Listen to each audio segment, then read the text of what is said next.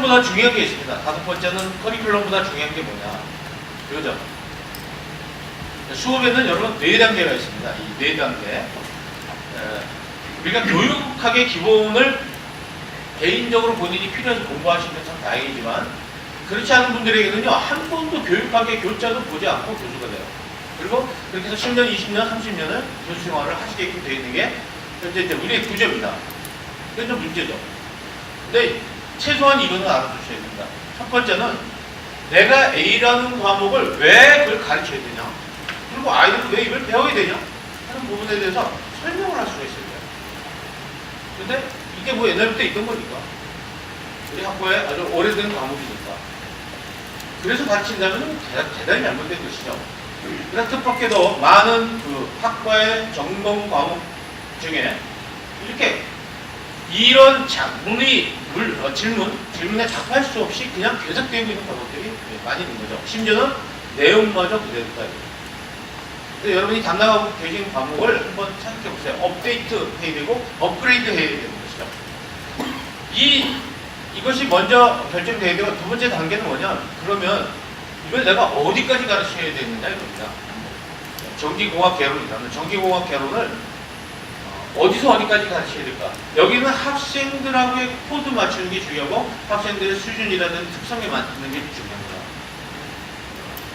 그래서 학업 수학 능력이 상당히 떨어지는 학생들에게 서울대와 똑같은 전체 범위 내용을 다 할 것이냐, 그게 3분의 2만 할 것이냐, 3분의 1만 할 것이냐, 그 범위의 문제, 1장부터 15장까지 할 거냐, 그 중에 몇 개만 할 거냐 하는 그 넓이의 문제가 있고요. 또 하나는 이걸 서울대 수준으로 할 거냐, 아니면 그렇지 않은 중간 정도의 수준으로 할 거냐는 그 높이, 수준의 문제를 결정하셔야 됩니다. 그럼 가로하고 세로에 곱하기 하면은 면적이 나오잖아요. 넓이가. 그것이 이제 여러분이 선택해야 되는 것이죠. 이걸 우리 커리큘럼이라고 이해합니다. 커리큘럼. A라는 과목을 가르치기 위해서는 그 어느 수준까지 얼마나 넓게 가르칠 것인가 하는 것은 교수님들이 결정을 해주셔야 되는 것이다. 세 번째가, 그러면 이걸 어떻게 현장에서 가르칠 것이냐? 어떤 방법으로? 이건 학생을 대면해서 하는 것이죠. 학생과 같이 활동을 하면서 수업 시간에 이렇게 모여서 주로 교실에 모여서 하는 것이 바로 지금 말씀드리는 세 번째 단계인데, 이걸 우리는 교수법이라고 얘기합니다. 그러니까 넓은 의미에서 교수법이라는 것은 요것만 이야기를 하는데, 사실 이 과정에서 좀 앞에 부분도 같이 여러분에게 좀 말씀드리고 있는 셈이죠. 요 세 가지 1, 2, 3 이 스텝이 참 중요한 것입니다. 여러분 과목을 여기다 다 해놓으세요. 자, A라는 과목을 가르치고 있다면 그거는 내가 지금 어디까지 가르치고 있는가, 얼마나 넓게 가르치고 있는가, 범위를 조정할 필요는 없는가, 이건 어떤 방법을 하는 게 제일 효과적인가, 강의를 하는 게 좋을까, 아니면 프린트해서 나눠주는 게 좋을까, 아니면 교재를 사용할까, 아니면 토론을 시킬까, 이 방법에 대해서 연구를 이제 하셔야 되겠죠. 이 세 가지가 수업 진행에서 아주 중요한 3단계입니다. 근데 여기 하나가 더 있다면 뭐냐면은, 자, 그러면 이게 내가 제대로 가르쳤냐, 학생들이 제대로 공부했느냐, 이 평가하는 것입니다. 그 평가 과정이 뭐냐면 시험이죠. 이 중간고사나 기말고사는 매우 중요합니다. 중간고사, 기말고사를 통해서 교수가 알 수 있는 게 뭐냐면 내가 가르치는 것이 얼마나 학생들에 잘 전달됐는가 하는 수업의 효과를 직접 해볼 수가 있습니다.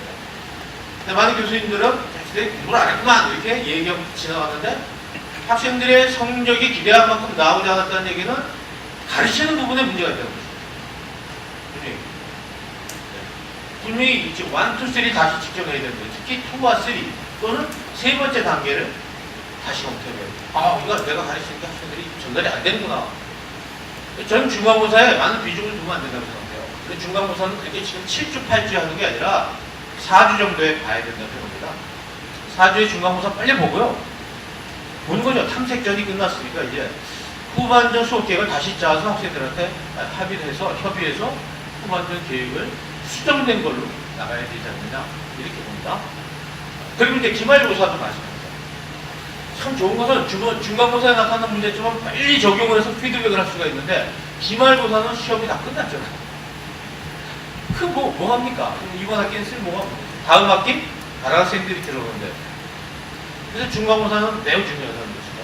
그러니까 기말고사는 그 학생의 성적평가용으로는 비중을 좀 줘야 되고, 중간고사는 비중을 낮춰서 그러니까 여론조사, 설문조사 같은 그런 의미로 사용해야 되고 그렇습니다. 그렇게 활용하시면 좋겠다 생각이 들죠.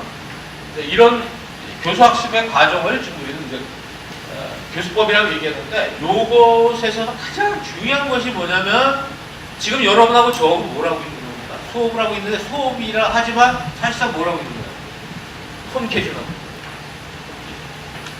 저 과정에서 제일 중요한 건 커뮤니케이션이에요. 학생과 어떻게 의사소통을 하느냐. 근데 교수님이 의사소통 굉장히 잘해야 되겠죠. 그러나 학생도 의사소통을 잘해야 됩니다.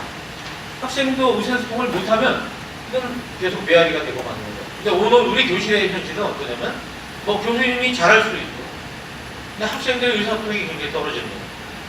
왜 그렇습니까? 의사소통을 안 가르쳤습니다. 그래서 이제 이게 학생들의 수업의 학습 능력을 키우기 위해서는 의사소통을 잘 가르쳐줘야 된다. 이런 얘기가 됩니다. 그래서 학생들도 의사소통이 좋고, 가르치는 분도 의사소통이 좋고, 그랬을 때 효과가 갑니다. 이제 교수님들이요, 사회생활 하는 데는 어떤가요? 대부분이 의사소통이에요. 일단 의사소통을 못하면요, 자기 전공 과목이 아무리 뛰어나다 해도 사회생활 할 때 너무도 어려움을 많이 겪게 돼요. 그래서 교수님들이 짬짬이 학생들에게 의사소통법을 자꾸 가르쳐주고, 인간관계에 대해서 가르쳐주고 하는 것이 필요합니다. 이유는 고등학교 졸업할 때까지 그럼 배우질 않았어요. 왜? 학원 다니라고. 아까 보셨죠? 대치동에 저녁에 학원가 10시, 11시, 12시 그때 대치동에 얼마나 사람들이 몰리고 그러는데, 그 복잡한 요인 중에 하나가 학원차들 때문에, 학원차들이 길을 다 갈아먹고 말도 못합니다. 그래서 저는 이 부분에서는 교수님들이 정말 별짓을 다 해야 된다. 왜 별짓을 다 해야 되는지 이제 뒤에서 설명을 될 겁니다. 이걸 커리큘럼이라고 그러고, 이 커리큘럼은 무지하게 중요한 거예요. 수업에서 말도 못하게 중요한 거예요. 근데 이거보다 중요한 게 있다는 걸 말씀드리려고 지금 이 얘기를 꺼내봅니다. 바로 그 다음에 나오는 교수 방식이에요. 이걸 히든 커리큘럼이라고 해서 숨어있는, 감춰져 있는 커리큘럼이다. 무슨 얘기냐? 이게 이거만큼이나 중요하다. 전달하는 내용만큼이나 전달하는 방식이 중요하다. 그래서 히든 커리큘럼이라고 했고, 저 히든 커리큘럼의 영향력이 굉장히 강하다는 뜻입니다. 그렇잖아요. 제가 직장의 상사인데 직원들한테 지각하지 말라고 그러고 아주 또박또박 정확한 용어를 설명을 했는데, 제가 수시로 지각을 하면 어떻게 됩니까? 지각해도 된다는 뜻입니다. 그게 커리큘럼 중에서 지각하지 말라는 게 커리큘럼이라면, 제가 지각하는 것은 히든 커리큘럼에 이제 되는 거예요. 근데 교수님들이 가르칠 때 입에서 나오는 언어로 바뀐 이 내용을 학생들이 공부하는 게 아니라, 교수님께서 그걸 가르치는 태도와 열정과 뭐 그런 거 있잖아요. 학생들 그걸 배우는 거예요.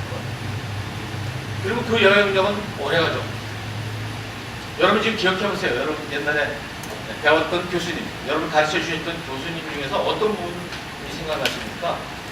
그분들이 가르쳐 준 내용은 별로 생각이 안 나요. 근데 그분들이 개인적으로 나한테 영향을 준 내용들을 보면 거의 이런 삶의 태도, 이런 부분이 있습니다.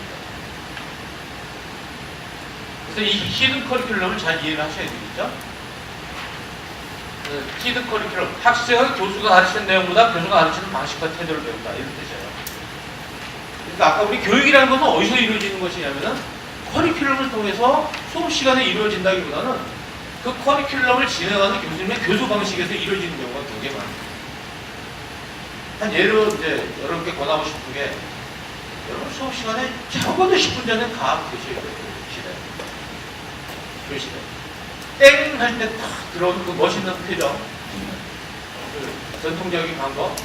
칸트같이 제 시간에 탁 들어오고 칼같이 들어오시는 그것은 좀 늦은 거죠. 직장에서는요, 신입사원들에게 그걸 계속 강조합니다. 직장에 들어와서 아침에 출근해가지고 땡 할 때, 9시 땡 할 때 근무를 시작할 수 있도록 준비하는 시간.